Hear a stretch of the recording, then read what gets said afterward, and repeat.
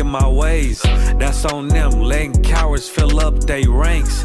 Goddamn, lost tribes got them following waves. Loyalty a lifestyle, nigga, I'm just saying. Yeah, I'm a saint, no New Orleans, it's going up. Next spot, we at the B&B.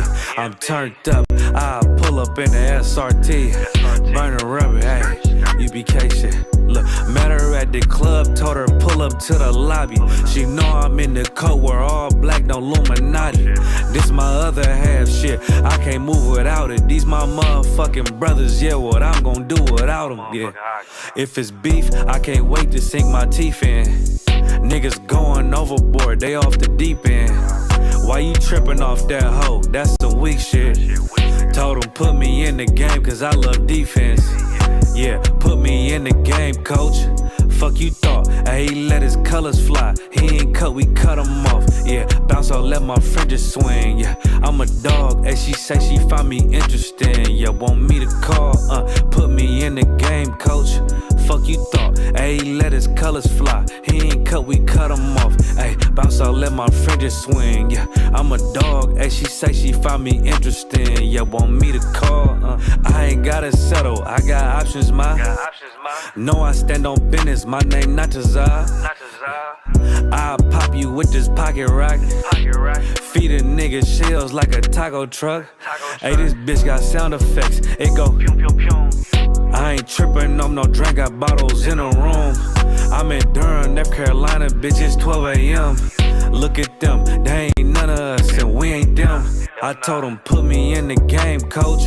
Fuck you thought, he let his colors fly. He ain't cut, we cut him off. Hey, bounce out, let my fringes swing. Yeah, I'm a dog, she say she find me interesting. Yeah, want me to call, put me in the game, coach. Fuck you thought, he let his colors fly. He ain't cut, we cut him off. Hey, bounce out, let my fringes swing. Yeah, I'm a dog, she say she find me interesting. Want me to call, yeah. UBK shit, man, you already know what it is. It's the 55th annual Passover, man, turn up. We gon' do this shit the UBK way, not the other way. You hear me? Yeah. All right. Shalom, Israel. You live with the Israelite School of Universal Practical Knowledge. Priest and Captain Soccer War coming to y'all live from Memphis, Tennessee. Every Tuesday, Wednesday, and Thursday, we have classes here in Memphis. The address to the school in Salaki. Every Tuesday, Wednesday, and Thursday, we have classes from 6 to 8 p.m. Central Standard Time. The address to the school here in Memphis is 3000 Walnut Grove Road, Suite 215. Again, 3000 Walnut Grove Road, Suite 215. The calling number to the school is 901-249-0085. Again, 901-249-0085. For all you brothers and sisters tuning in, if you got family, loved ones, people you care about in the Memphis, Tennessee, and surrounding areas, get them in contact with the ISUPK. Since 1969, the Israelite School of Universal Practical Knowledge has been teaching so-called Blacks, Hispanics, and Native Indians the truth according to the Bible. What is the truth? The truth is that so-called Blacks, Hispanics, and Native Indians descend from the greatest people that have ever walked the face of the earth. The Bible identifies us as the lost 12 tribes of the nation of Israel. And in the year 2024, there is nothing more important than for God's chosen people to learn the truth of who we are, where we come from, and what our purpose is on the earth. And with that being said, we like to start these classes off. We like to give brothers and sisters an opportunity with these classes to go into this book called the Bible, to gain the knowledge, wisdom, and understanding that the Most High has placed therein in order to facilitate us coming back to being the people that the Most High called us to be and reclaiming our righteous place on the earth as kings, priests, prophets, princesses, and daughters of Zion. With that being said, I'd like to start the class off with questions. If there's any brothers or sisters in the classroom that have any questions, all you have to do is raise your hand. If there's brothers or sisters online that have questions, all you have to do is type them in. If you don't have any questions, we're going to go directly into the topic of tonight's class, which is sexual deviancy and selling your soul. All right. Tonight's class is going to be about sexual deviancy and selling your soul.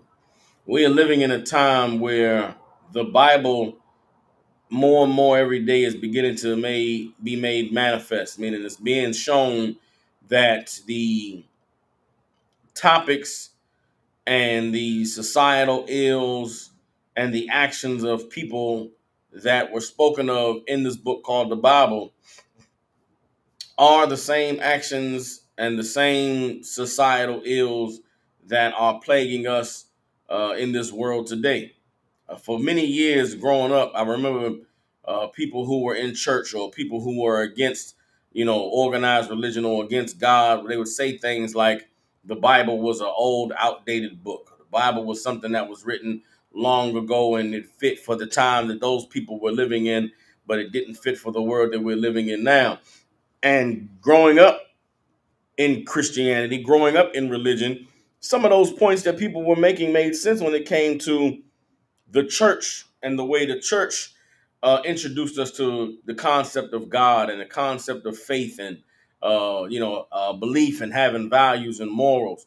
But as I grew into a man and I began to read the Bible for myself, and when I came into the truth, I quickly learned that what we are taught and what we are given in religion has nothing to do with what is actually recorded and written down in this book called the Bible. And it wasn't until I came into the ISUPK under Commander General Yohana that I was able to really begin to understand the perspective of the authors of the Bible and the people who these words were recorded by and their uh, position in life as it pertained to being on the side of God versus being on the side of the people in the world or the people who didn't have religion or who didn't serve God. The Bible is a book that is written by the men who, in every generation that they lived in, were ostracized and outcast and stood on the outside of society, warning the people about why their world or why their way of life was doomed to fail or destined to, uh, not work out for them because it was in rebellion to God. And so when we look into society today and we look at all of the different philosophies and the ideologies that's being pushed on people, the various methods of programming that is being given to people to skew their way of thinking or to skew their perspective on the world, it's absolutely the same as what was going on during the times of men uh, who recorded these records, recorded this Bible. Like the people who recorded the Bible lived in a time where in their society, in the world they lived in, there was someone at the top who was teaching the people that this is the way. This is how you be successful. This is how you live a good life. This is how you fulfill your destiny and your purpose in the world. And those men who stood on the side of God were looking out at the society and saying, man, these people that's leading y'all going to destroy y'all. They lying to you. They're manipulating you. They're getting you to live according to their will and rejecting the will of God. The way that you're being taught to live and the way that they're showing you is going to lead to success and lead to you feeling good. It's a lie. It's against the nature of what you were created for. And in every generation where those men stood on the side of God, the people say, man, y'all niggas crazy. Ain't nobody trying to hear what y'all talking about. Y'all niggas are losers. Well, it's no different than the time we're living in now. In 2024, there are men who are standing on the side of God. And to stand on the side of God means you stand with something that is greater than yourself. The beautiful thing about being in the truth is the words that we speak out of this book called the Bible, we did not write them. These principles and these laws and these this way of life that we stand on, none of us can take credit for it and say, yeah, man, that's something I came up with, or my life experience has taught me that this is the way. Nah, all of us who stand on the side of God stand on the side of something that predates us. That's great. It was here before we were here, and it'll be here after we're gone. And we're saying to the people of the world, the people of this society, the way that you have been shown to live life, the things that you have been shown to accept and to uh, uh, use to propel yourself forward, that is the way to destruction. That is the way to die. That is the way to continue suffering and being in the being in a miserable condition, a miserable state. But the world is trying to teach you, don't listen to those men of God. This is the way. This is the path. This is how you're going to live a good life. This is how you're going to get the most out of life. You got to get money. You got to get sex. You got to party. You got to do it big. You got to be that person. And that is how you're going to fulfill all the things that you desire in life. When that is a lie. That is the trick. That is the game. The game is that what you're seeing on the TV, what you're seeing on the internet, what you're seeing on TikTok, that the people who you're watching at the top, that they are what success looks like. They are living the life of someone who's made it. They are the ones who you should pattern yourself after and try to be like them.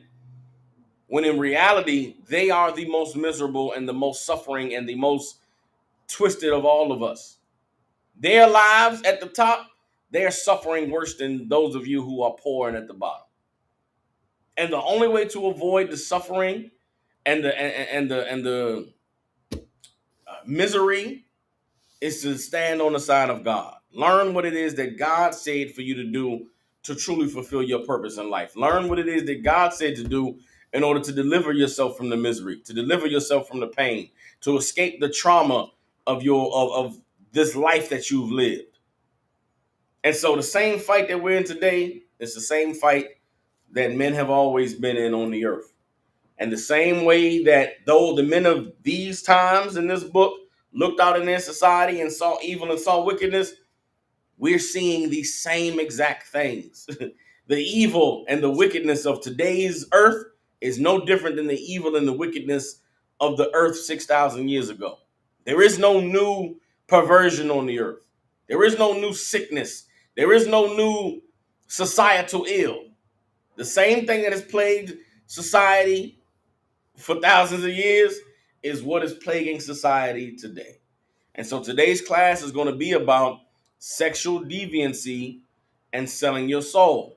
Because what is the one thing that those who are at the top with the power and with the money and with the influence have always used to reel in the masses of people is sexual deviancy. It is the one common thread throughout all the generations of people on the earth. Sex is the way to completely entrap and dominate someone, to bend someone to your will. If you can get someone to give you their body, then you can take control of everything else in their life. Everybody understands. What prompted me to want to teach this class is on the backbone of the whole Puff Daddy scandal and the whole Puff Daddy saga and you know all of the what's the word they're looking for? All the allegations being made about Puff Daddy and these sex parties and you know all of his infidelities with men and with women and video recordings of people having sex in different rooms at his parties and all of this stuff. There's a lot of conversation being had about you know famous people, rappers, and you know Meek Mill and different people who is like, damn, I can't believe that this person would be doing these things at these parties. I can't believe that this person would be gay, or I can't believe that this person would fall for that. And it just goes to show that there's a largely a naive ignorance that people pretend to have when it comes to understanding what it takes for certain people to get into the positions that they're in this world. Like we all know that in order to make it big, you have to sacrifice something. You have to give up pieces of yourself, and it's been in the music and the entertainment. You know, um, the people who we look up to in society, the voices of you know the generation, so to speak. If you listen to their music, you listen to the words that they speak, you watch the movies and listen to the dialogue of certain characters. It's never been hidden from the masses what it actually takes to make it in this world. people at the top have never been shy about actually saying or showing you who they really are and what they're really about. A lot of the times we just don't want to really accept what it is that they're showing us because it's a lot easier to dream about being someone at the top than to actually think about all of the sacrifices and uh, the selling of your soul that it takes to get into those positions. You understand? Um, and so I watched the show this past week. Watched the first episode of a show called the Jared Carmichael Show. Right? Jared Carmichael is an act. He's a comedian, black comedian, and he's an actor. And he's a guy who I've heard of him, but I don't really know him because he's not someone who's funny. He's not someone who's entertaining. He's not somebody who you ever see a comedy special and be like, oh yeah, man, that Jared Carmichael, he's funny. Like he's not a Cat Williams or a Bernie Mac or a Eddie Griffin. It's another regular guy. Years ago, Gentleman Hyman taught a class, and I believe this was before Lil Nas X came out as being a gay rapper from the whole I want to take my horse to the old town road. I'm gonna ride till I can't no more. That whole country song, that black dude that made that country song, before he came out as being gay, General Hyman had taught a class and said that we were going to see a time where entertainers and actors and people who wanted to be celebrated and accepted in Hollywood or celebrated and accepted in entertainment would start to come out as gay and would start to promote being members of the LGBT community in order to prop up their careers, in order to help them be rich and be famous and to gain acceptance by the powers that be. And this was before Little Nas X. So when Little Nas X hit, it was like, man, that's wild. Then you had the 6ix9ine cat with the rainbow hair. And it was like, yo, that's crazy. Then you had, since then there's been a plethora of people who have come out as being gay and LGBTQ. And you've seen how they have been promoted and how they have skyrocketed to the forefront of entertainment. Hell, you look at the black women with all of the exhibitionism, all of the whoredom, all of the I'm a slut and I'm a freak and I'm a hoe, and how they're being propped up to the front of, hip hop and entertainment and things like that. All of this is not a coincidence. It's a planned, plotted, and strategized effort to push to the masses of the people that this way of life is acceptable. That embracing this deviancy is the way that the world is supposed to be. It's the way to live a happy, wonderful, and all-inclusive society. That rebellion that's being pushed in entertainment, it's no different than what was being pushed in Sodom and Gomorrah. It's no different than what was being pushed in Rome during the days of our King Yahushua Mashiach, who the world calls Jesus Christ. And so seeing that we're being faced with it now, how do we deal with it? How do we combat it? How should we be thinking and looking at all of these changes in societal norms and standards of what's acceptable? I said all that to say the Jared Carmichael show is blatantly and obviously a case of that. A man who wants to be an entertainer, wants to be an actor, wants to be a comedian, but actually doesn't have any real talent. He just comes out and says I'm gay. Jared Carmichael, I remember he was on Saturday Night Live, I think, a few years ago. He came out and said he was gay. And him coming out as being gay was like, oh yeah, Jared Carmichael said he was gay. And then you didn't really hear nothing else about it. At least it wasn't on my radar. But it was like, yeah, Jared Carmichael from SNL said he's gay. Then you turn around and he got a big comedy special on HBO. The comedy special I guess it did numbers, did good, and he won an Emmy Award for it. Then later on, find out he got a show on HBO called The Jared Carmichael Show. So all of that background is the reason why I went and tuned into the show. Let me see what this cat talking about. I watched the half an hour or 37-minute entry episode of this show. And what is being displayed and what is being put out there for everybody to digest and for everybody to soak up is what goes on in the life of a homosexual. This cat is he's a gay black man in Hollywood, and the episode centers around him having anxiety and feeling down about a friendship that he lost with someone who he's been friends with in entertainment for years, that he came out and expressed his feelings towards a year ago. So the whole episode, part of the episode, is this turmoil that he's in because this guy who he's been friends with, he told him how he felt about him a year ago. The guy dismissed him and he hasn't really talked to him for a year. But now the Emmys is coming up and he wants to go out. He wants to take this guy. He wants the guy to go with him to the Emmys. So he sends him he's struggling over, how do I talk to him? How do I, present to him that I want to take him on a date, that I want to, I want to rekindle our friendship or get some kind of response to my love request that I made a year ago. It's a whole thing. The clip from the show that went viral was with him and the guy who's a rapper named Tyler the Creator, where they're sitting down and they're having dinner, and the dude is trying to have the talk with him of like, I told you a year ago I had feelings for you, and then you just kind of dismissed me, like, what's up? And the dude, like most men would do, is like nigga, that shit was weird. Like, what did you want me to say to that? Like, I don't look at you like that. Like, what you thought I was gonna get with you or something? Like, it's a whole thing that happens in the episode. And as I sat there and I watched the episode and I got to the end of it, all I could think to myself was, this show is about programming people to be okay living this kind of way. And throughout the show, throughout the episode, like, this is a person who clearly is unstable. This is someone who clearly has no governor over their emotional state.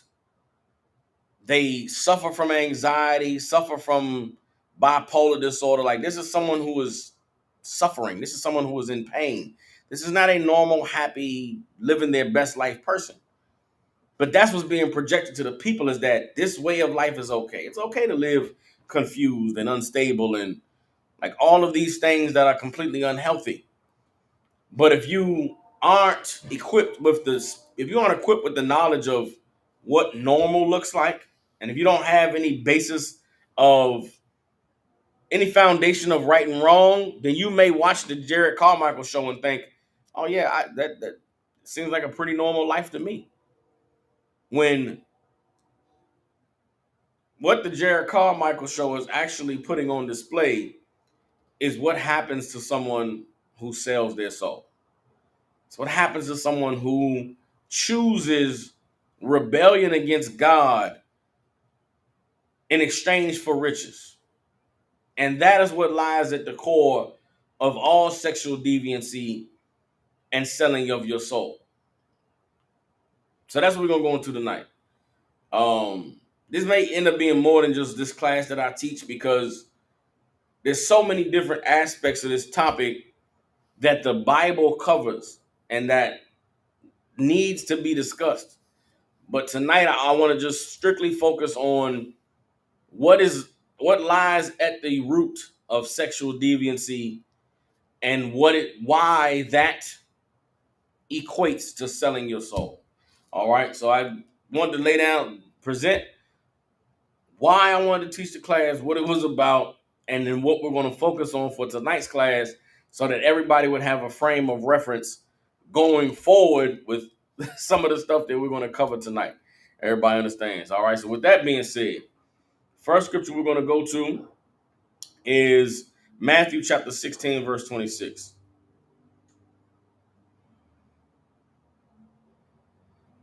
Matthew chapter 16, verse 26.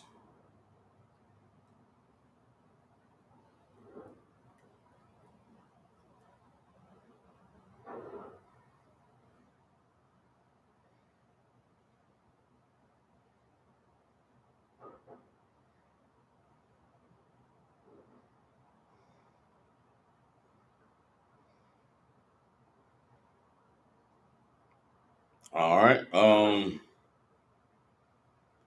Get to it. All right. This is Matthew chapter 16, verse 26.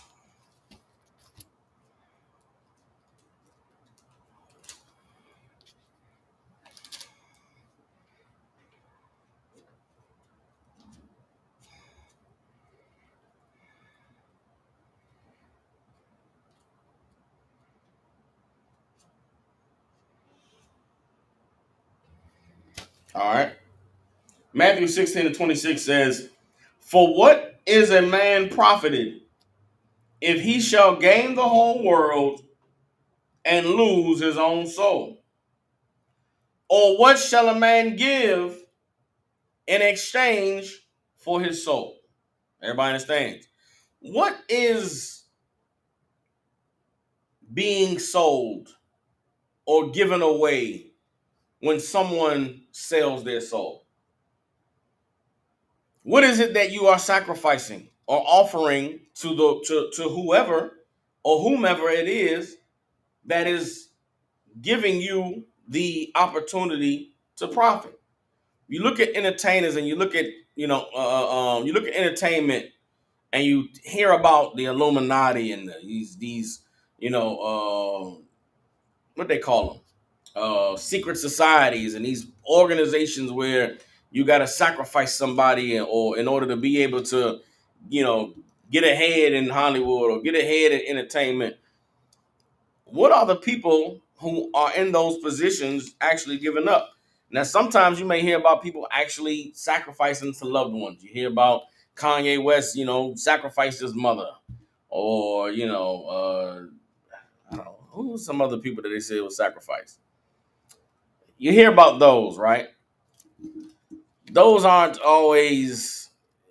You could let's say you could believe that if you want to, but it's not about killing someone off or losing the life of someone you love in order to be rich and to be famous. When people talk about selling their soul, that the classic example of selling your soul is you making a contract with the devil, right? There's some man in some dark room who says, Sister Shawba said Jennifer Hudson's nephew. Jennifer Hudson sacrificed her nephew. Hell, Queen Latifah brother got killed in a car accident. Aaliyah died in a plane crash. It's a lot of different examples of people who they say they sacrifice someone in order to get ahead, right? But the classic example of someone selling their soul is someone offers you a contract or offers you a deal where you're going to get rich and be famous and have this wonderful life. And in exchange for it, you have to sign over your soul. Well, your soul is what controls your body. Your soul is what gives you life. Your soul is what dictates and determines your actions, the things that you do. Selling over your soul is giving control of your actions to someone else.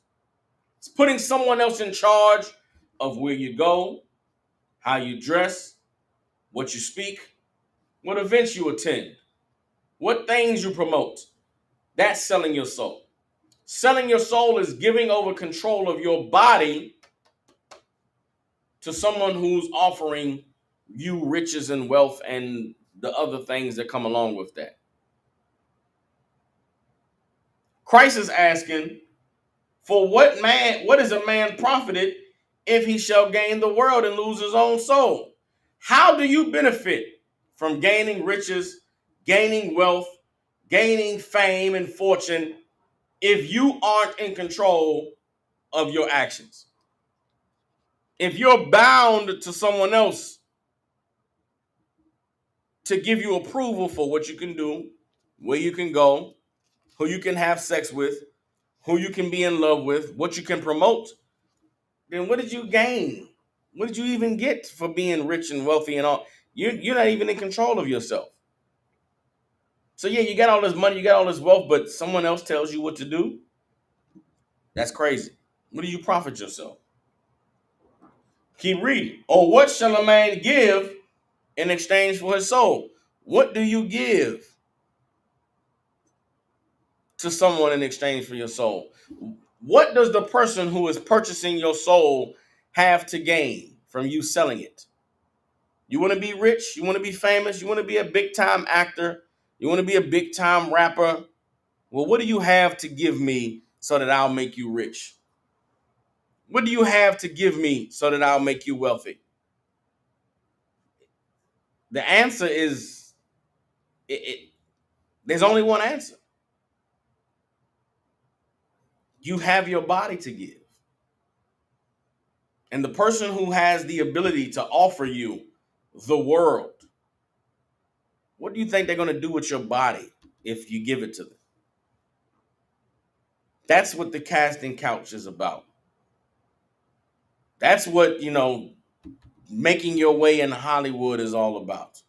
It's about the people who are in the positions of power and authority abusing your body in order to give you the riches and the wealth and the fame that you so desperately desire. That's what is at the root of sexual deviancy. That is what is at the root of the LGBTQ, the whoredom of our women, the homosexuality of our men. It is someone else being in control of your body. You understand? And for the people who are at the top, who have the riches and the wealth, that is the one thing that they cannot have unless you give it to them willingly. Homosexual men don't want someone who doesn't want to get. Okay, how can I put this? A man who is a homosexual, right? A Catholic priest rapist, an uncle who molests a child in the family. Oftentimes, those relationships are not physically.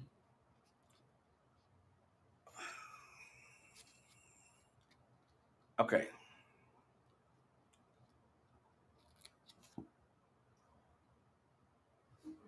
I'm not gonna use those examples because I don't want to diminish the selling of your soul part.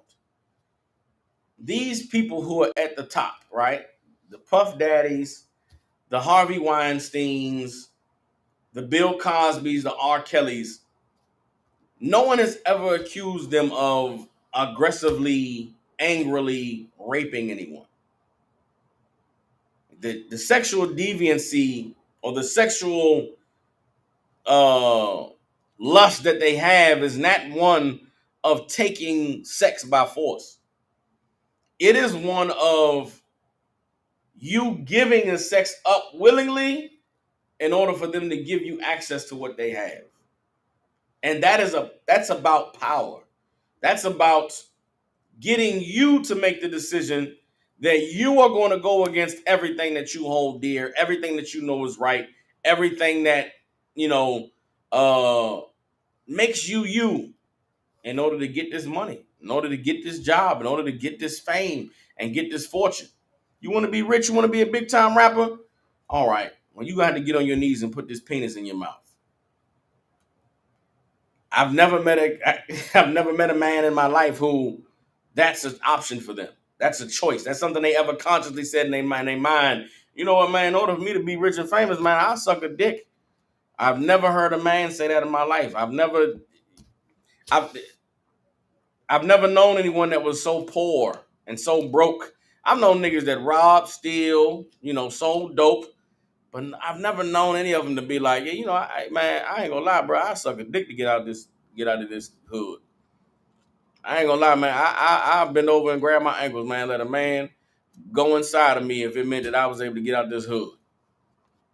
So for the people who have the money and have the influence and can make you a big time rapper, can make you an actor, when they present with you, oh, you want to be famous, you want to be up here with us, you gotta get on your knees and put a penis in your mouth. The initial reaction of that person who's being told that is, I kill you. I ain't finna. You want me to do what? You got me like it's a visceral violation of your humanity for someone to offer you money in exchange for your body. That's what they want. They want you. They want to say the thing that is outrageous, and then watch you inside of yourself consider it.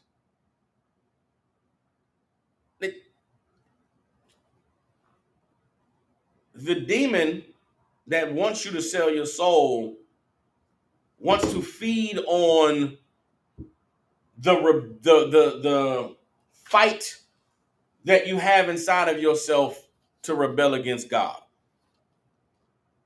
And that is what lies at the core of all sexual deviancy is something inside of you is telling you to rebel against God.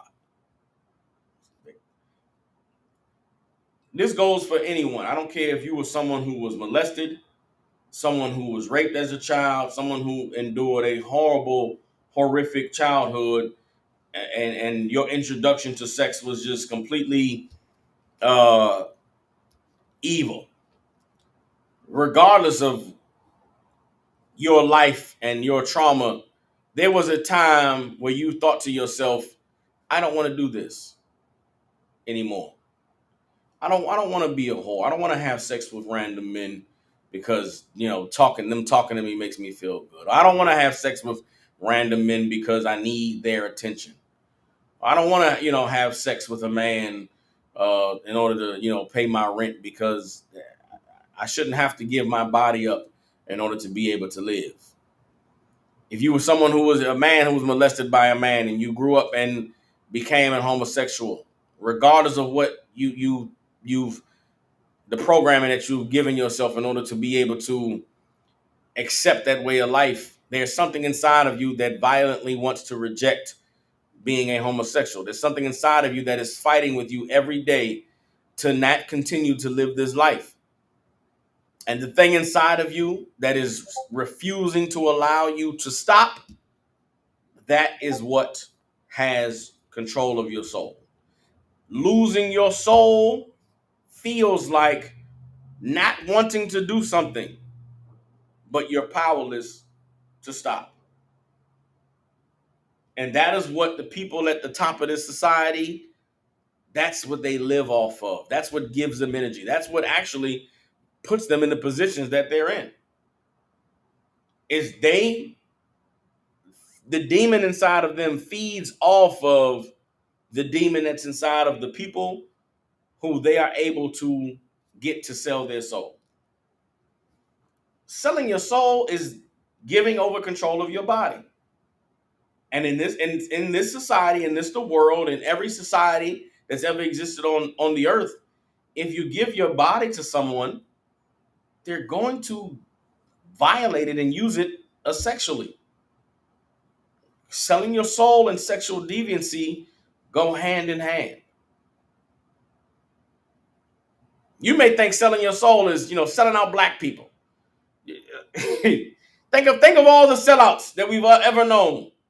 Martin Luther King, sellout. Go look at the first drug dealers, the big time dope dealers, Nicky Barnes and what's the cat name? Frank Lucas. And I'm from DC. There was a famous drug dealer from DC named what's that cat's name? Man, where you go? Who was the drug dealer? I don't know why I'm thinking Rafer Alston. Rafer Alston was the basketball player from &1. There's this big time drug dealer from DC, the most famous dope dealer during the height of the crack epidemic in Washington, D.C. He was a homosexual, a flamboyantly out, super gay. He had trannies in the 80s, transsexual women in the 80s. this drug dealer from D.C.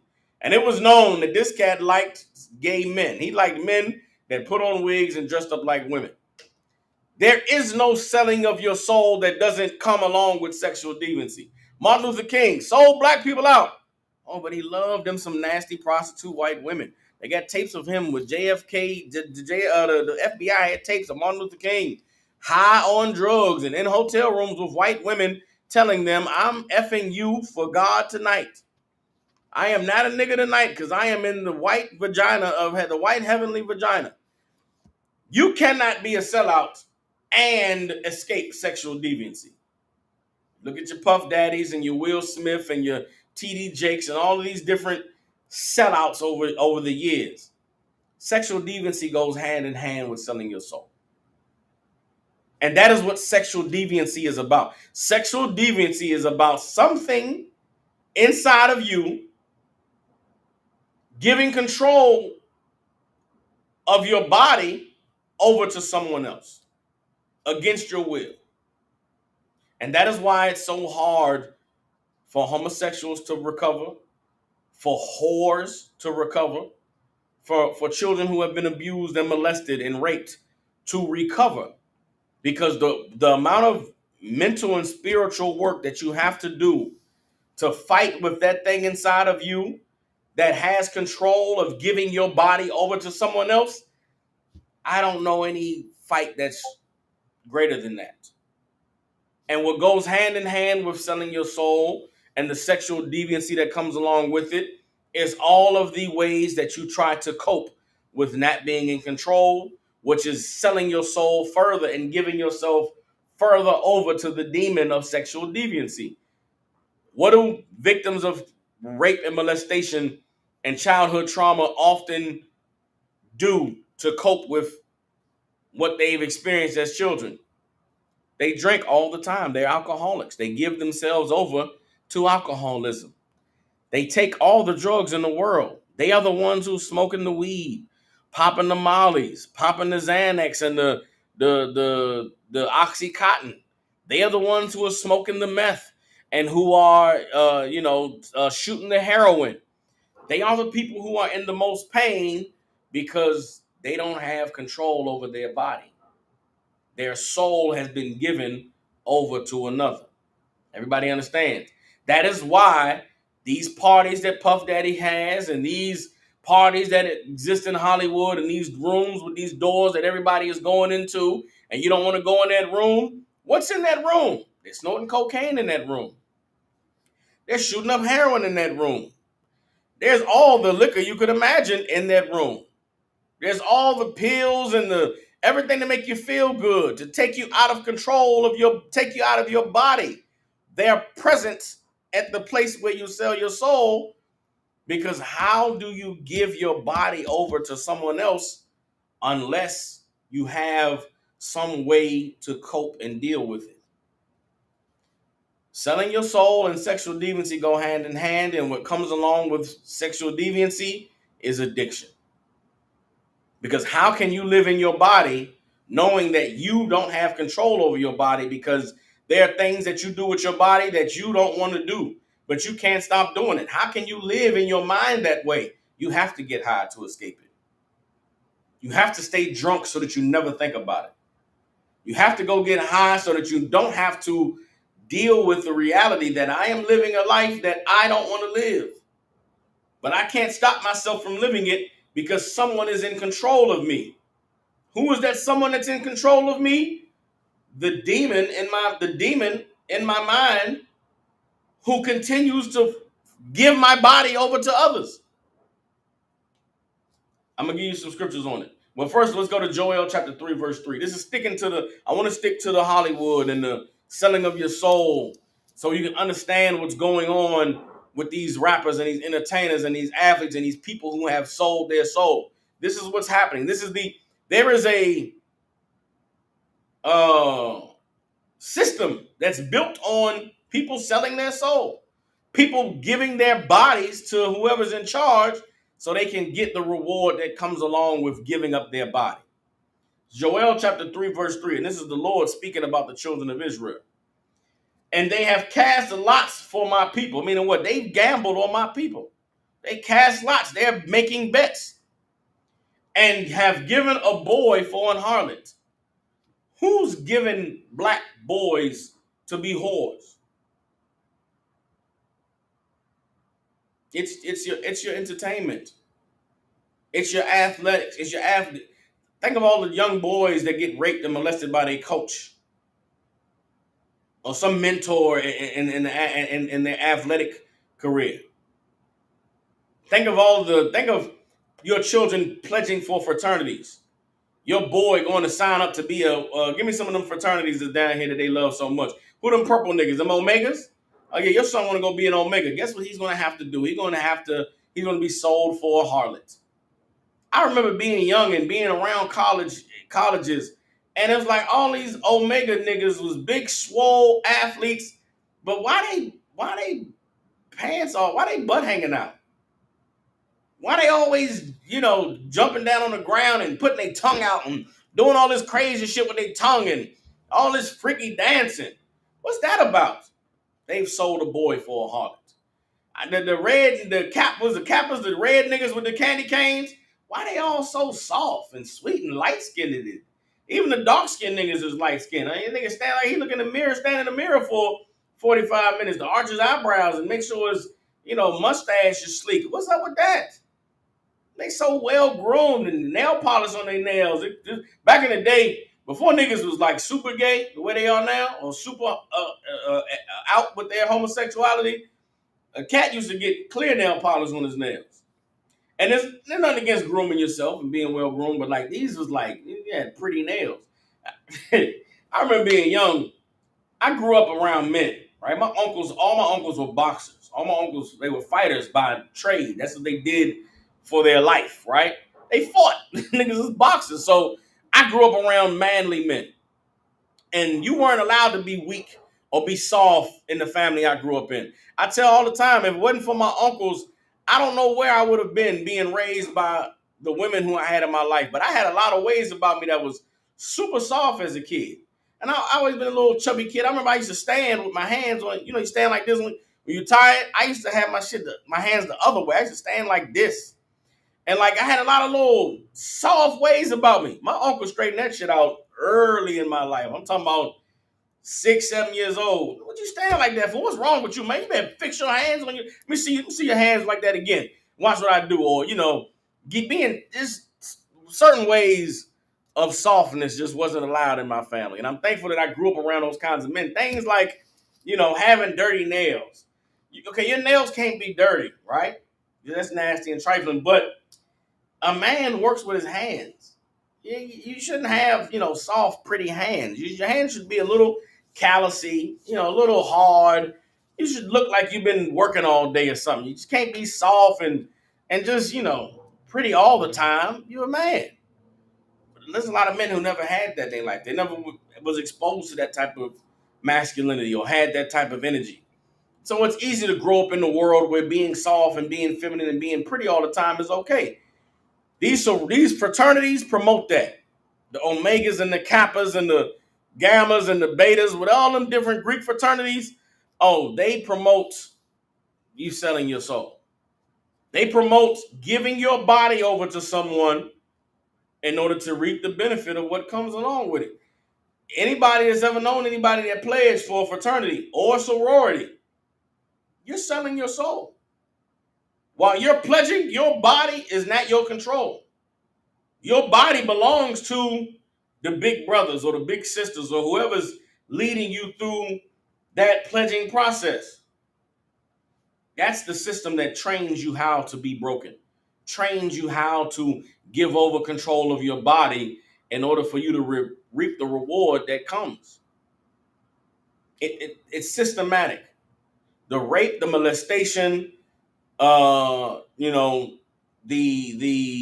giving up of control over your body in order to receive a reward or a benefit. That's Joel 3:3. That's your oppressor has created a system that gambles on whether or not they're going to be able to control you. Gambles on whether or not they're going to be able to use you the way that they want. Joel 3:3 says, and they have cast lots for my people and have given a boy for an harlot. How does a boy become a whore or get sold like a prostitute gets sold? They get raped or molested, or they go into a fraternity where they get raped or molested, or they go into Hollywood where they get raped or molested, or they go to a Puff Daddy party where they get raped or molested. I don't care what age you're at. If you're a grown man, you 25 years old, you've been having sex with women for the last, 7 years of your life. The day a man talks you into putting a penis in your mouth, you got molested, my nigga. The day a man talks you into putting your penis inside of his mouth, you got molested, my nigga. The day someone talks you into putting a penis inside of a man, you got molested, my nigga. There's some men get molested at 35 years old, 32. Some men go to prison, 23 years old, and get molested. You've been away from women. Not everybody who gets molested is violated sexually. A lot of sexual deviancy, a lot of sexual trauma that occurs with boys is not someone raped them anally and penetrated them. A lot of sexual, what do they call it? What's the legal term for it? Not sexual predator. A lot of sexual assaults that occur with men is someone performing fellatio on them. I just watched the Nickelodeon documentary with the Drake from Drake and Josh. When he's describing the first time the man who sexually violated him, molested him, he talks about waking up in the middle of a sexual assault. Well, if you're a man and you're asleep and you wake up in the middle of a sexual assault, you don't wake up in the middle of somebody penetrating you. You don't wake up with a penis in your mouth. You wake up and there's a man who's got his penis in your mouth. That is how many men are violated sexually initially. It starts off with someone trying to make you feel good. How many men been molested by women and it started with the woman going down on you? How else can a woman sexually assault a man? A woman cannot force your penis in her vagina. Your penis has to first be erect. Well, how does she erect your penis? She goes down and she puts it in her mouth. Or she pulls her breasts out and has you to kiss on her breast and suck on her breast. And that's how it happens. Most men, the way that they are sexually assaulted, it begins with them being pleasured, them being made to feel good. And then because they are being pleasured and being made to feel good, they establish a connection with, okay, well, damn, there's pleasure in this. Well, if it feels good to me, it must feel good to them. The the sexual predator reels you in by making you feel good first. Starts off by them making you feel good, then making you feel good. Then they make you feel good and they tell you, it makes me feel good to make you feel good. Do you want to see what it feels like to make someone feel good? And now you're the one with a penis in your mouth. Now now you're the one being violated. You're the one being penetrated. When it didn't start out that way. That's what selling a boy for a harlot looks like. And there's a systematic, widely known and accepted process that these people go through in order to turn a boy into a whore. Everybody understand? And sold a girl for wine that they may drink. You understand? They sold the boys for harlots and sold a girl for wine. You understand? What does it mean to sell a girl for wine? Okay, it's the same as selling a boy for a harlot, right? A woman's value is far greater than what they're being sold for or what they're being used for. Everybody understands? But this society, this world that we're living in, this oppressive system that we are in, they have sold boys for harlots. A man is meant to be much more than just a piece of meat that's bought and sold and used and abused and sexualized. A woman is meant to be more than just something that gets you high, gets you drunk, makes you feel good. You're supposed to get more out of a woman than the euphoric feeling that you get from drinking alcohol. But this society has taught us that it's all about sexual pleasure. It's all about getting that climax. That's what it's all about. That's what they're doing at them Diddy parties. There's no spiritual healing at them parties. There's no in-depth, enlightenment that's happening at them parties. It's all just about sexual pleasure. It's all about your body being used against your will. And it's important that we understand it because it's not anything that's new. This is not anything that is fresh in society. These people and these spirits have been on the earth and abusing mankind for thousands of years. And what is the tool? What is the weapon we have to fight against it? It's the knowledge of God. It's the truth of God in the Bible. Keep reading. I'm going to drop that. Let's get Ezekiel chapter 16, verse 33. This is in the Old Testament where Ezekiel talked about our desire to want to join our oppressors so much, our desire to want to be like these other nations and to be like these other people. We were willing to give up anything and everything to join them and to be like them. You ever wondered to yourself, how come there aren't any, who's the Asian, yeah, Who's the Chinese superstar rapper? Who's the who's the Italian uh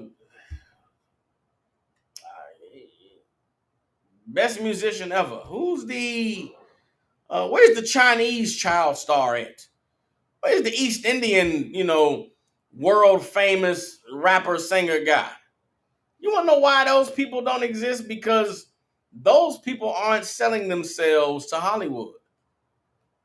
The people who are selling themselves to Hollywood are you poor blacks, Hispanics, and Native Indians. And there's a lot of white people in it too, but that's their culture. See, Caucasian culture is abuse and rape and trauma.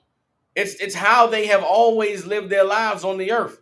They have a way of life and a culture that works for them. And it's absolutely a way of life and a culture that is rooted in sexual deviancy. And it works for them.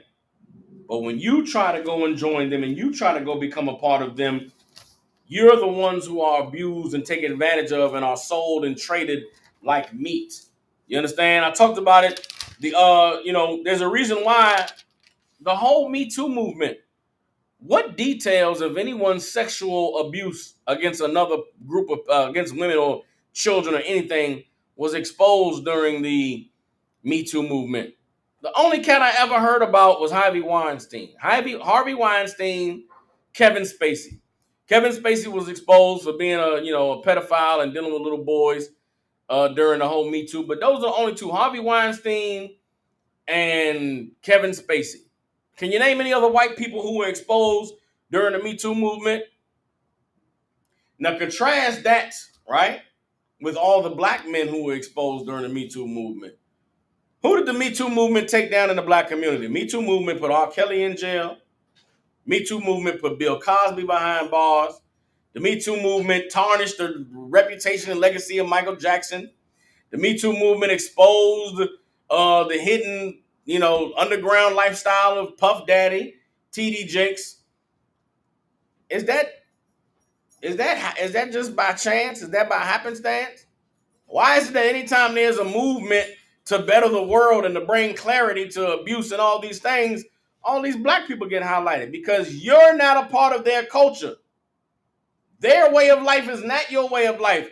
It's accepted among Caucasians that boys are going to get molested, that little girls are going to get raped and turned into whores. Look at the Playboy Bunny Ranch. Look at all the prostitution in Vegas. That's been popular among white people for a long time. The Roman Catholic Church, that's their way of life. They accept it. It's okay. It's part of their world. But for you black people, you Hispanics and Native Indians, it is not a part of your world. So when you go into it, you are sold. You're being sold for a whore. And your daughters are being sold for wine. And you're selling your soul to become a part of these people's culture, when that being a part of their culture is rebellion against God, which is why you have the moral conflict. You're the one who's miserable and suffering and got bipolar and depression and all those things as a result of what happens to you, because it's unnatural for your spirit, for your soul to live that way. White people carry white serial killers. Jeffrey Dahmer was a regular guy that went to work every day, showed up. Hey, Jeffrey, what's up, man? And Jeffrey went home and was eating men, raping boys. Nobody knew Jeffrey Dahmer was crazy. You know when a black person is full of demons, you see it on them.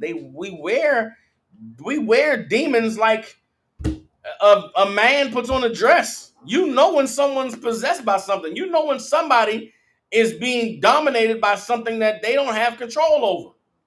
You know a woman who's insecure when you see her. She's half naked in the street. She's dressed like a whore. Now, you may have a demon on you that likes that. You can't not say what's up to her. You can't not try to have sex with her because you ain't got control. But you know this is a damaged woman. This is someone who is in pain. This is someone who is hurt. Let me give her a drink.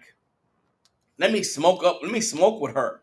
Why? Because giving her a drink and smoking with her means she'll give me control of her body. She'll let me use her body. We know what pain and hurt looks like on someone. because of the demons that we have that we don't have control over, we choose to ignore it. We willingly involve ourselves in the lives of people who are clearly unstable. Why would you do that?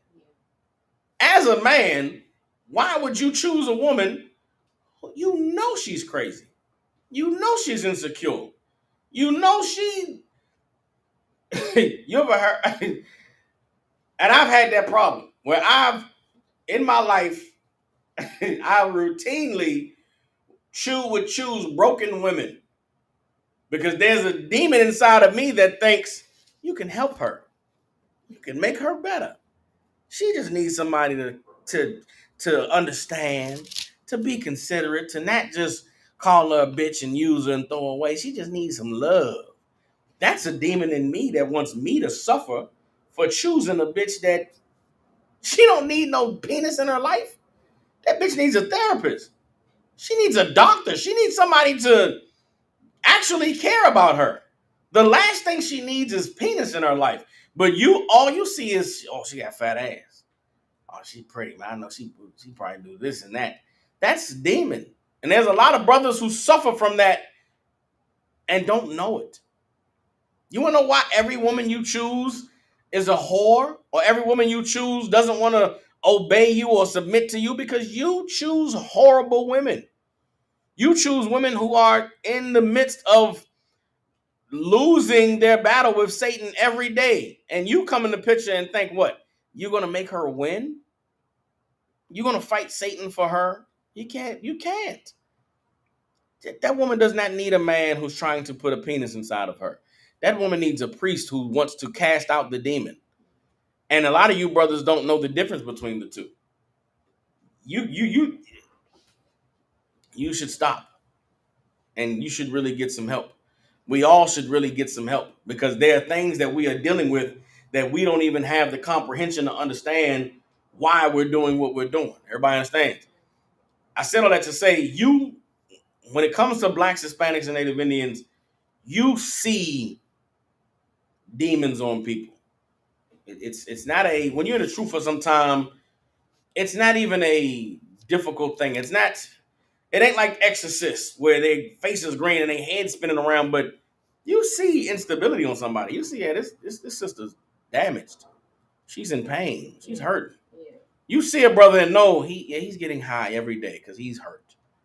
He's in pain and he doesn't know how to deal with it. He's too proud to call and get counsel. He's too proud to say, sir, I have a problem, but I know you're getting high. I smell it on you. Even though you tried to spray that spray, I still smell it on you. I see it in your eyes. Even though you put the eye drops in to make your eyes look clear, I see you're high.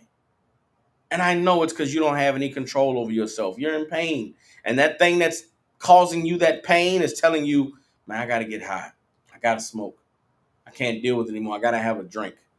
I got to go out and meet some woman. I need to feel better. I gotta have sex with somebody because that's the only way to validate that my life has meaning. That is Satan. Yeah. That is a demon that has control over your body. And if you don't fight to regain control over your body, that is how you lose your soul. Everybody understand?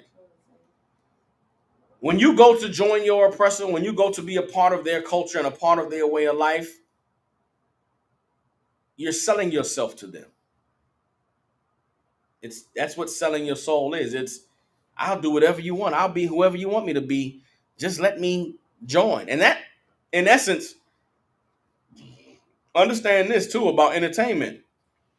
The job of being an actor is actually it's the process of being an actor, of portraying someone else, is the process of giving yourself over to someone else. If you ever watch documentaries about actors or about the methods that actors go through in order to be able to portray a certain character, yeah, those people practice and train in becoming someone else. Yeah. How do you practice and train in becoming someone else without practicing and training on not being who you are? Like, there's a mental and a spiritual thing that happens when you commit to being someone else. Acting is not, so in today's world, we look at Hollywood and we look at these movies, and it's just entertainment. But to the people who are practicing being actors and entertainers, that thing goes back thousands of years. There have always been plays and been, presentations and stories that are acted out and reenacted, and it's never been a small thing. In ancient times, in times of the past, the people who were the actors or the people who were the storytellers, they were also like priests. They were looked at and held in high regard in villages and in societies and in civilizations. It was a very special training you had to go through in order to be the keeper of the village's histories. Scribes and Pharisees for the Bible, the men who wrote down these records, they weren't regular niggas just living their life. You had to be trained and taught and go through rigorous programming in order to be a scribe, to be someone who kept the records. That's what movies and television are today. They are the storytellers, the record keepers of society. That you can't go into that lightly. You can't go into that, I'm gonna be an actor for a few years and then what? Go back to a regular life? That's not how that works. So when you have children that you're introducing to this profession, you're introducing them to a way of life that is going to train them and teach them to lose who they are and to take on someone else, to project someone else, to be able to cry on demand or smile. To be an actor, that ain't easy. That's a spiritual undertaking. You got to go through some things in order to be this character. But yeah, we don't look at it that way because it's not presented to you that way. But going to Hollywood is it's not a small thing to be part of that culture, that world, that life. It's like joining a fraternity. Yeah. It's like it's like taking an oath of the priesthood. Once you enter into it, you can't come out of it. And that's why these people get lost in it. They get Jay-Z said in one of his rap songs, he said, "Sorry, mama, I promised it wouldn't change me, but I would have went insane had I remained the same me." Like going into that world, you think it ain't gonna change me. I'm gonna be the same nigga I was that I always been. Right. You go insane if you go into that world and you don't change. Those bright lights and that money and that glitz and that glamour, it absolutely takes control of you and transforms you into something different. And that is selling your soul. Everybody understands? Mm-hmm. Sister Kapata's up. So, would you say that being an actor is a sin, or it's not a sin, but it's not expedient? Okay, being an actor is not a sin, but it's absolutely playing in a spiritual realm. Okay. Being an actor is like conjuring spirits. Okay. You understand what I'm saying? How can I act out? The guy who's coming to mind right now is Denzel Washington. Mm-hmm. Or let's not even Denzel Washington. Jamie Foxx and Ray Charles, they did a. Jamie Foxx and Ray Charles is one. How do you be Ray Charles? He had to watch him. You have to become. So as he's becoming Ray Charles, guess who he's not anymore? He's not Jamie Foxx. Mm-hmm. You taking on the spirit of someone else. You are. That's a spiritual thing. Yeah. For Denzel Washington to play Frank Lucas, or for him to play the character he played in Training Day, he has to become Alonzo. Yeah. He has to be this nigga who you have to become that in order for it to be portrayed properly. Think of good actors. Good actors aren't, you can tell when somebody's badly acting. To be a good actor, it got to be believable that you this nigga. Mm-hmm. How do you do that? How do you become someone else? Acting is it's a spiritual thing. And I'm not making it like don't think spiritual like, okay, it's spiritual. I don't know how else to explain it. You cannot pretend to be someone else unless you're actually pretending to be someone else. I think of movies like Pulp Fiction. Ving Rhames, right, is a big black buff dude. Ving Rhames also the same nigga that played No, Baby Boy, yeah, but what's the one when he was the tranny? Holiday Heart. Holiday Heart. Yep. Ving Rhames had to be Holiday Heart. How do you be that character? Yeah. Unless you dive into the spirit of this person. How do you cry on demand and do it? You have to actually feel what they feel. You're taking on the spirit of something else. And then, okay, so after that's done, then what? You go back to your regular life? You're going to be a regular person? You got to go through some serious decompression. You got to go through some serious freeing yourself of that demon. Or you already have that demon. So it's not hard to play Holiday Heart because that's you anyway.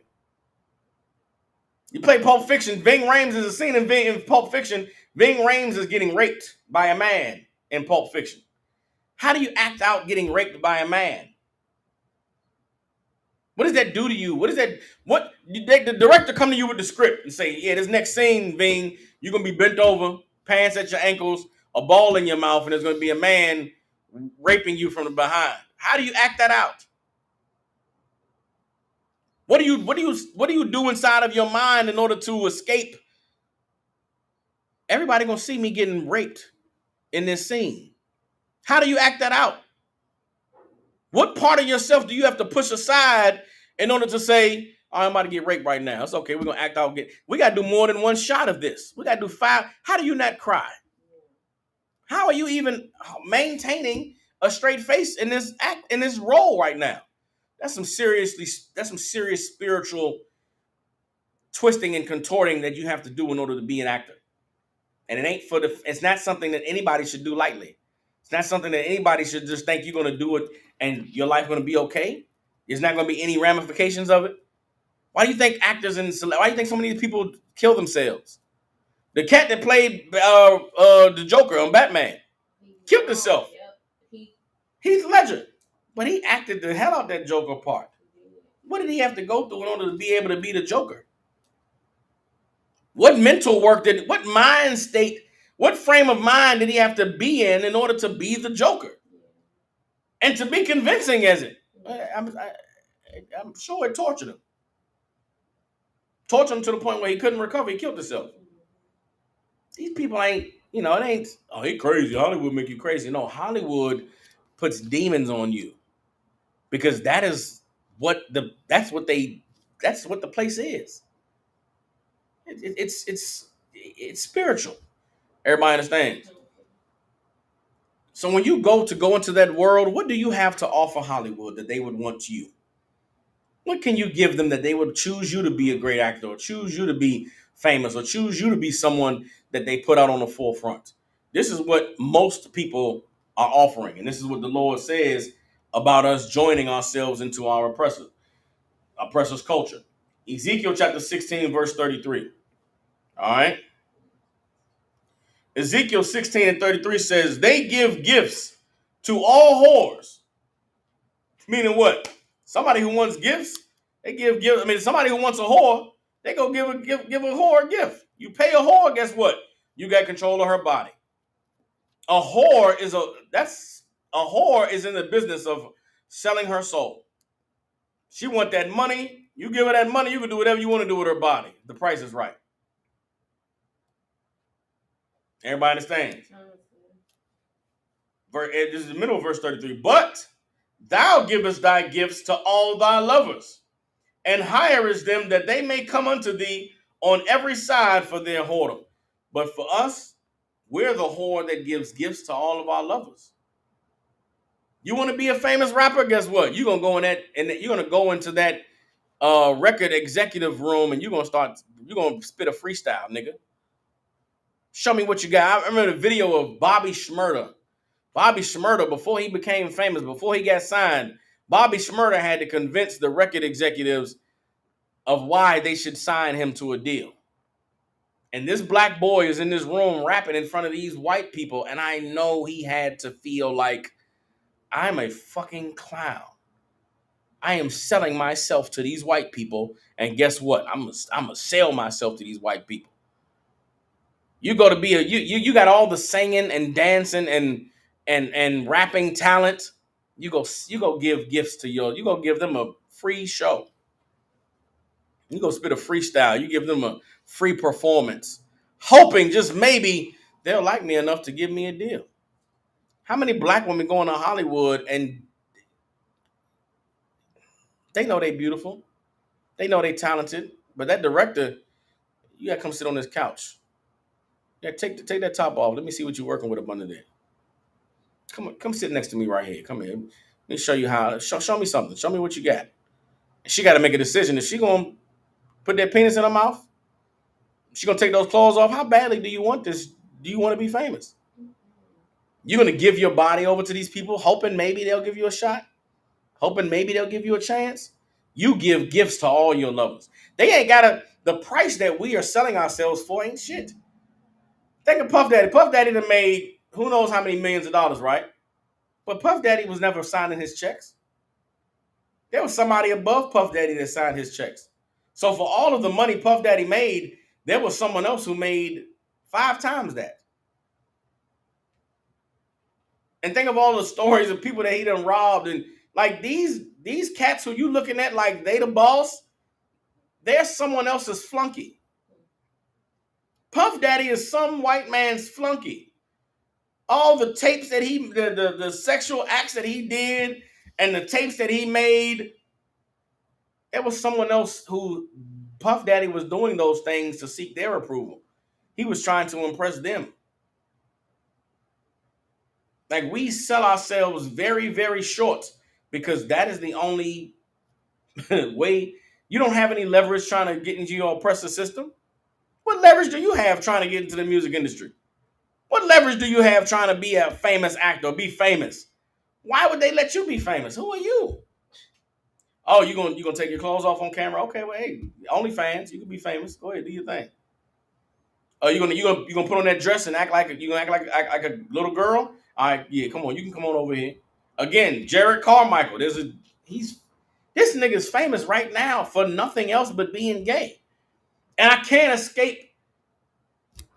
I cannot not focus on this guy would not have a career at all if he was not gay. Jared Carmichael is not funny. He's never told a funny joke, but he's gay and he's black. So because of that, Hollywood can use him to poison other black people and poison other black children because this is the example of why being gay is a wonderful thing. Like I said, if you some of y'all may not be able to stomach it. I watched the first episode of the Jared Carmichael show, and what's on display in that show is absolutely the torment and the horror of the life of a homosexual man. And it's being shown. They're not lying to you in the show. You see this brother is not healthy. This is not a person who is living their best life. This is not someone who is in control of their mental or emotional faculties. This is someone who struggles with anxiety, with bipolar disorder. This is a grown-ass man who doesn't know how to send a text message because the text message that he's trying to send is to another man who he's afraid is going to reject him because that man doesn't want me like I want him. Watching the show is like looking at a 13-year-old little girl who's, she likes this boy and told the boy she liked him, but he didn't say nothing back, so she's afraid of the rejection. Right. But this is a grown-ass 30-year-old man you're looking at. But he got the spirit of a 13-year-old girl because that's what homosexuality does to you. And if no one points it out, people will watch it and think, oh, this is normal. That's how everybody's living. Yeah, he's rich and famous, but he's still, he goes through heartbreak and anxiety. He deals with rejection. Right. Nah, that ain't regular life. This nigga's living a gay life. And his show should be the reason why we all know this is an unhealthy lifestyle. But it's crazy because he only has the show because he's gay. He's not funny. He's not entertaining. He's just a gay black man. And that's why he got the show. He literally sold his soul to be famous. And he didn't even have much to sell. Everybody understands. Salaki. Ezekiel 16:34. And the contrary is in thee from other women in thy whoredoms. Meaning you opposite from other whores. Whereas none followeth thee to commit whoredoms, and in that thou givest a reward, and no reward is given unto thee, therefore thou art contrary. Everybody understand? This is to the Puff Daddies, and the Bill Cosbys, and the R. Kellys, and the Michael Jacksons, and all of these black athletes and entertainers and politicians and people who want to be regarded as successful in our oppressive society. You are going to sell your soul to get a piece of what they have, and in the end, you'll have nothing. So you will have given all of your talent, all of your skills, all of your abilities to make these folks rich, and in the end, you'll have nothing. In the end, what did Michael Jackson have for all of his singing and dancing? He died a drug addict, overdose. In the end, what did Bill Cosby have for all of his telling jokes and the pudding pop and the Professor Huxtable with the Coogee sweaters?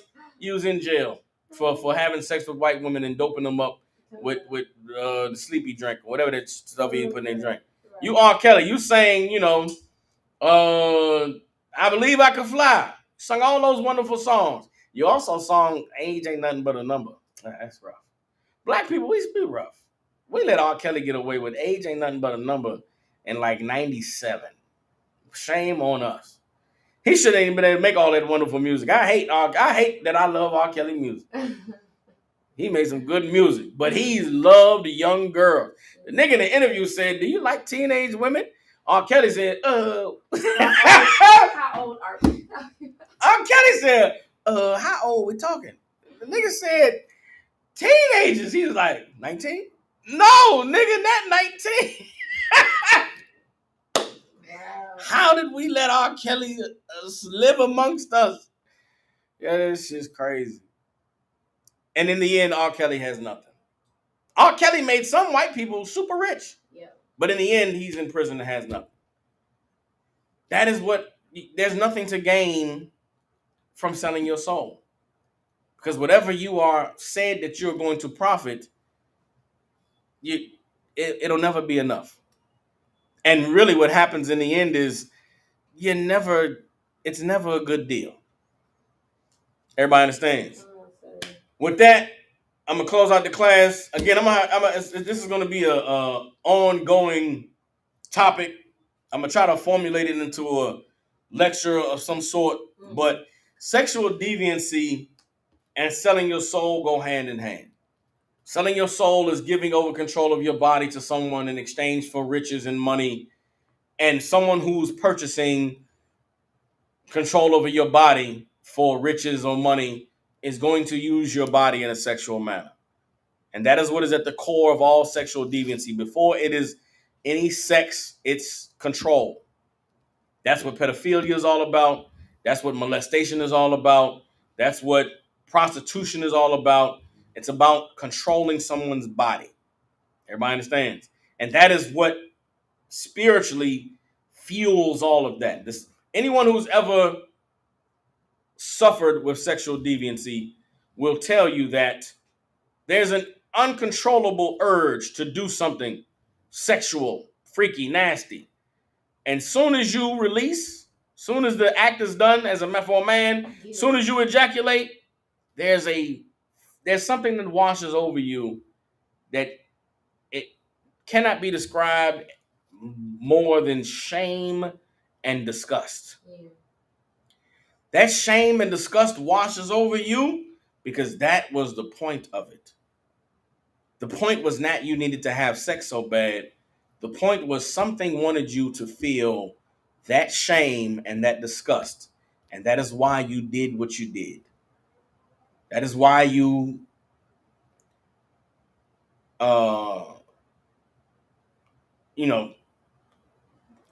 someone who's, regardless of what type of sexual deviancy it is, if you're a man who buys prostitutes, you have to have that sex with this woman beforehand. You gotta pay. You gotta get the sex. I gotta pay her. And soon as you're finished, the shame and the guilt and the disgust that washes over you, it's like, why did I do that to myself? Why did I just go through all that? Why did I just pay her and bought a room and did this? Or, you may be nasty. You might be on Lamar Street at some gas station in the alley, and you're like, I could have went to jail. Could have got caught. Why would you put yourself in the position to suffer that? Some of you brothers out there, you having sex with some man's woman. You know that man loved that woman, and you know she's a nasty whore. You gonna have sex with her anyway. You having sex with her, and then her husband come home, and you got to jump out the window and fall 20 feet to the ground and run across the yard. And in your mind, I could have died fucking with this man's woman. Why was I doing that? Because something wants you to die, my nigga. There's something inside of you that wants you to get caught and go to jail for prostitution. There's something inside of you that wants to get caught with that man's woman and get your brains blown out. And there's something inside of the pedophile that wants them to die and lose their life and go to prison forever because you're messing around with little children. Sexual deviancy in most cases has little to do with the sex act and everything to do with the demon inside of you needing you to feel that shame and that guilt, because that is what is going to cause you to kill yourself. We'll explore this topic further. We'll have more classes and more breakdowns on it. With that, we're the Israelite School of Universal Practical Knowledge out of 1 West 125th Street in Harlem, New York. Since 1969, the ISUPK has been teaching so-called Blacks, Hispanics, and Native Indians the truth according to the Bible. What is the truth? The truth is that so-called Blacks, Hispanics, and Native Indians descend from the greatest people that have ever walked the face of the earth. The Bible identifies us as the lost 12 tribes of the nation of Israel. In the year 2024, there is nothing more important than so-called Blacks, Hispanics, and Native American Indians learning the truth of who we are, where we come from, and what our purpose is on the earth. We had these classes from 6 to 8 p.m. Central, Tuesday, Wednesday, and Thursday. Brothers and sisters, the address of the school is 3000 Walnut Grove Road, Suite 215. Again, 3000 Walnut Grove Road, Suite 215. The calling number is 901-249-0085. Again, 901-249-0085. For all you brothers and sisters out there, you got family, loved ones, people you care about in the Memphis, Tennessee, and surrounding areas, get them in contact with the ISUPK. With that, I will be going live tomorrow. I'm going to teach class tomorrow, possibly expounding more on this topic. But we will be live for class tomorrow, so you brothers and sisters tune in. Shalom, Israel.